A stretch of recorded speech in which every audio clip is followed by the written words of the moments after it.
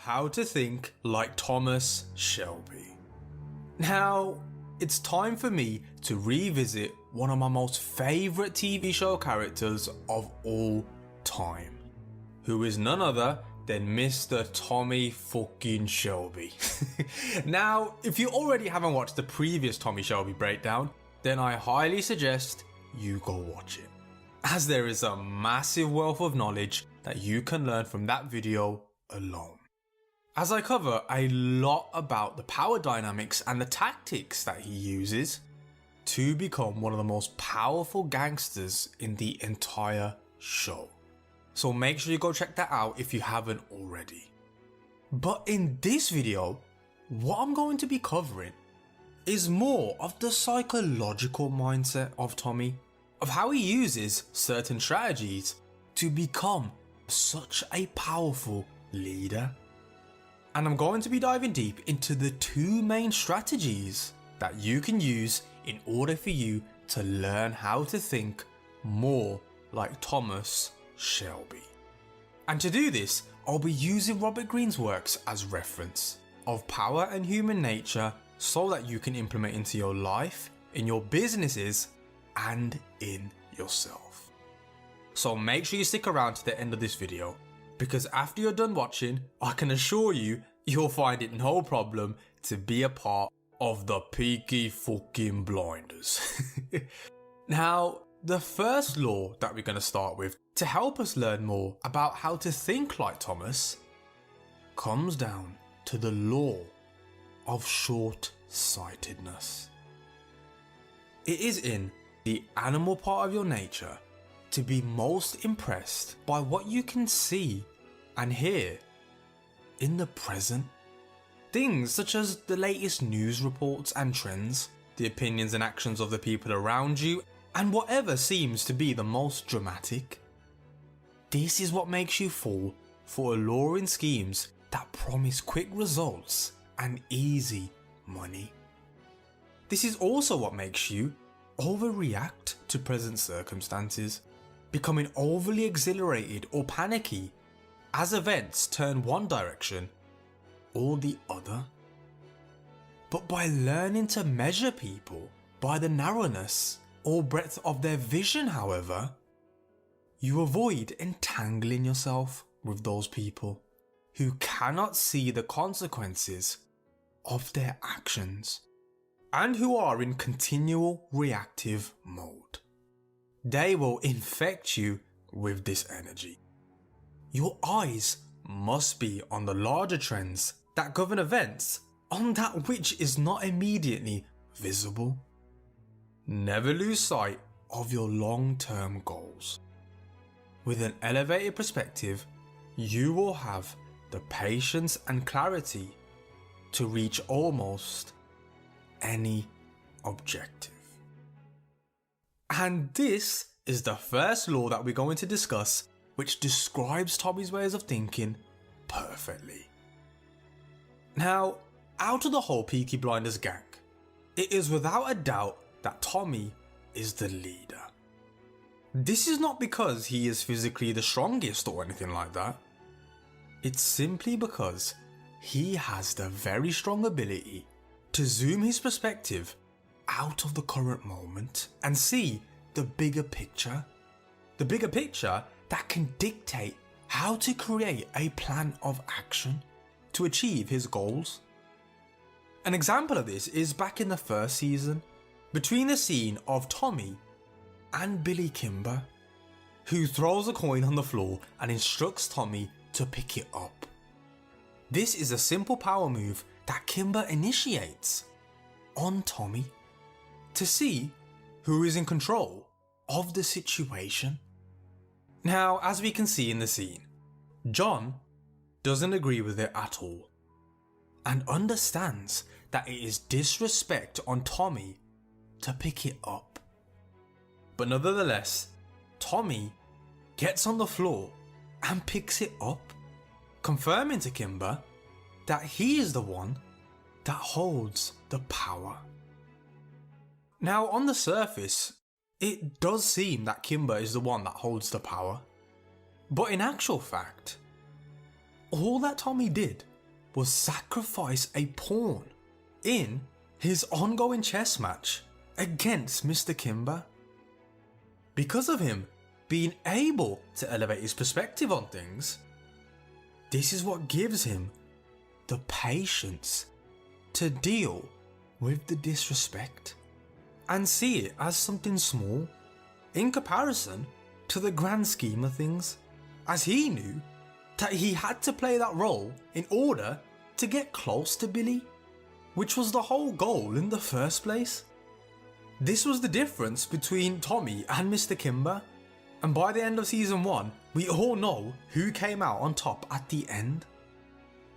This is just one of the many examples throughout the show that Tommy exerts this strong ability of being able to control his short-term reactions in exchange for the long-term consequence, where provocation doesn't really affect his elevated perspective on things. The lesson that we can learn from here is that even though it is in our human nature to be highly tuned to the present, what you need to learn is to filter out the noise and understand the potential long-term consequences from our short-term actions. Now, this doesn't mean to go completely against the present and to ignore the need to improvise at times, but what it means is that you need to think very carefully about the consequences of your actions and distance yourself from people who don't. Us human beings are naturally short-sighted. We rarely think more than a year ahead, and this is what leads us to being frustrated when we don't see results instantaneously. But by exerting patience and elevating your perspective, by strategically thinking long-term, is what will allow you to keep focus on your long-term goals, which in reality are the ones that matter the most. Don't get too caught up in the day-to-day problems. It's more than likely that just in a year's time, they will disappear. Don't react in the moment. Take time out to put things in perspective. As much as people want to say life is short, it also is pretty long as well. And you have enough time to achieve your goals, as long as you use the time wisely. This is what frustrates Tommy when it comes to season 5, where Abraham Gold completely disregards Tommy's orders to not go looking for revenge on the Billy Boys for his son's death. Which leads me to the next point. Just because you understand long-term strategy and the consequences of actions, that doesn't mean that everyone else around you does. Which is not surprising, as again, we established that this goes against people's natural instincts. How are we able to keep people in line? How are we able to ensure that the people around us do not deviate from the plans and strategies that we lay out? Well, this comes down to the second strategy which we can see used by Tommy Shelby, which happens to be the 13th law of power.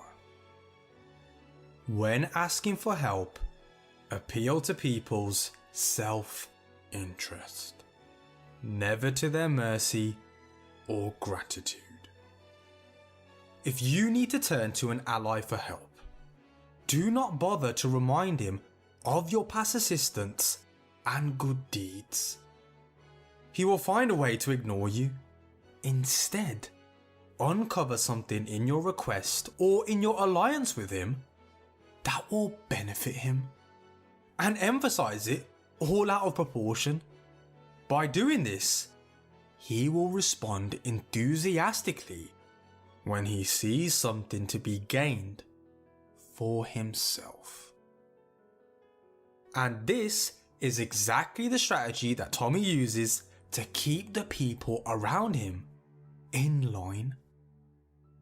Now, like I said in the previous breakdown, Tommy has a fierce reputation, and that rep helps him to steer people towards what he wants them to do. And with majority of people, it works. But this reputation only works so far with certain people, especially from the people around you.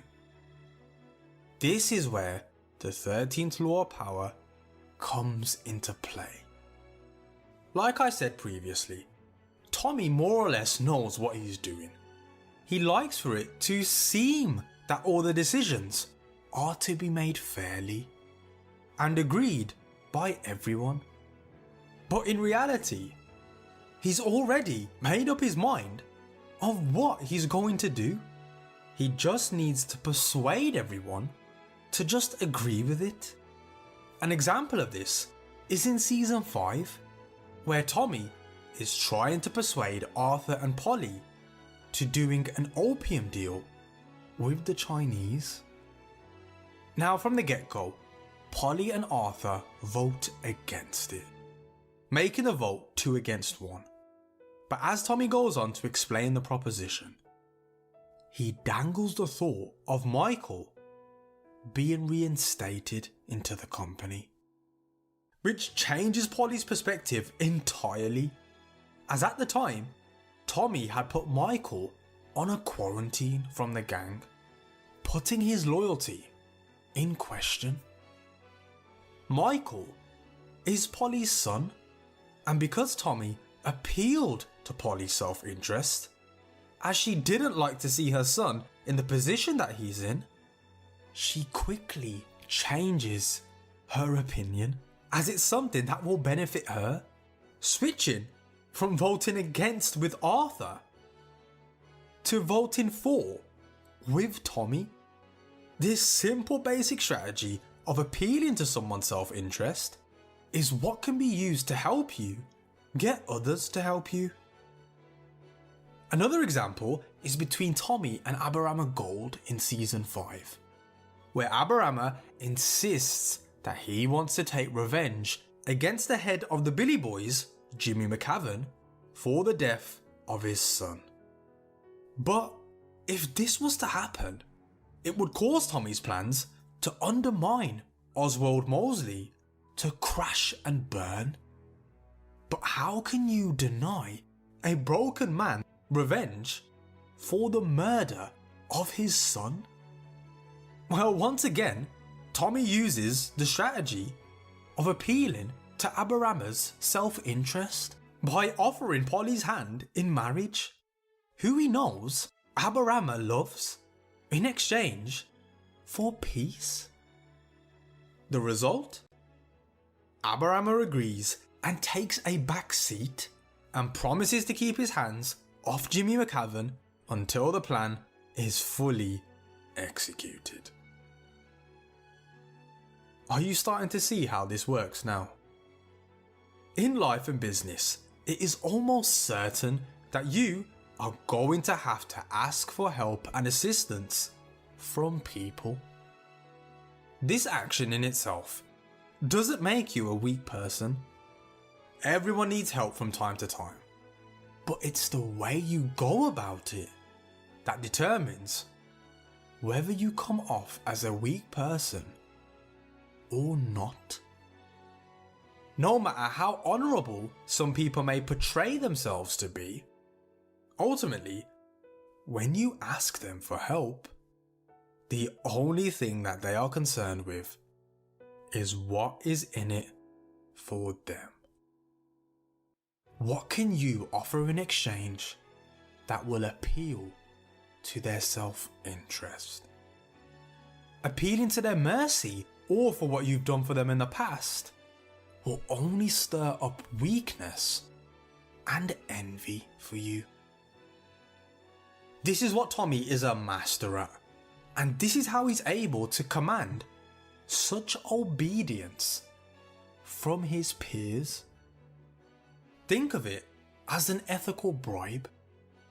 You want to be perceptive enough to understand the mind of the person you are talking to, understanding who they are, how they think, and values, etc. etc.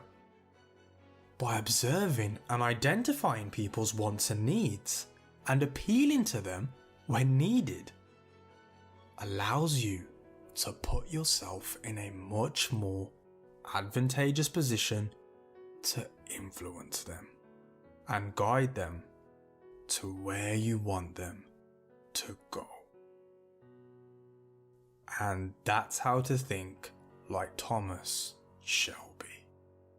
By using the law of short-sightedness and the law of appealing to other people's self-interest is what is going to allow you to think more like Thomas Shelby and allow you to exert way more power and strength in your life and in the world of business. So if you like this video, make sure you smash that like button and leave a comment below on what your thoughts and feelings are about Thomas Shelby, and leave a few suggestions on who I should break down next. And if you are new to the channel, welcome to the channel, and to all our loyal subscribers, we are glad you are here. We do some of the best character breakdowns on the whole of YouTube, and we aim to produce at least one high quality animated video per week. So make sure you subscribe so you don't miss out on any golden knowledge. I'll see you soon.